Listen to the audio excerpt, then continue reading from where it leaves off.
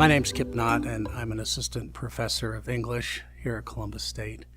And my first experience really with any kind of banned literature was in high school.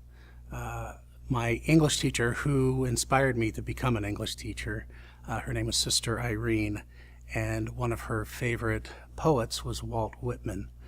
And in high school, she read us excerpts from Leaves of Grass, which was Whitman's most famous book of poetry, but it was also his most controversial book.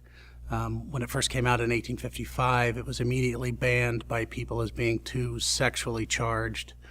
Whitman even lost a job with a later edition of the book in 1865. He was fired from his job with the Department of the Interior because of the book. Now, my teacher, Sister Irene, told us about all of this stuff, and she read us excerpts from Song of Myself, which is the first poem in Leaves of Grass. She didn't explain why she chose the sections that she read, and it wasn't until I went to college that I discovered why she omitted certain sections. The sections that she loved the best were the sections that were the most personal to Whitman, that had to do with the soul. The sections she left out were all the sections that were sexually charged in some way, and I didn't read those until I was in college myself. So I've decided to read an excerpt from Song of Myself. It's section number 5. I read this when I was a freshman in college, and it changed my perception of Whitman. This section, it has to do with the soul, but it also has to do with nature. And it has to do with more than the sensuality of nature. It has to do with the sexuality of nature.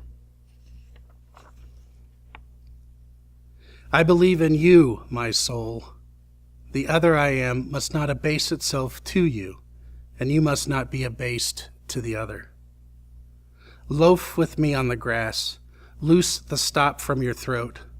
Not words, not music or rhyme I want, not custom or lecture, not even the best.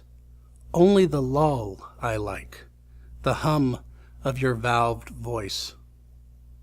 I mind how once we lay, such a transparent summer morning, how you settled your head athwart my hips and gently turned over upon me, and parted the shirt from my bosom bone, and plunged your tongue to my bare stripped heart, and reached till you felt my beard, and reached till you held my feet.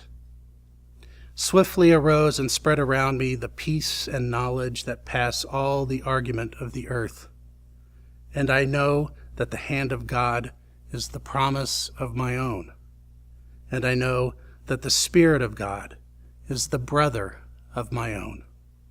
And that all the men ever born are also my brothers, and all the women my sisters and lovers, and that a kelson of the creation is love, and limitless are leaves stiff or drooping in the fields, and brown ants in the little wells beneath them, and mossy scabs of the worm-riddled fence, heaped stones, elder, mullein, and pokeweed.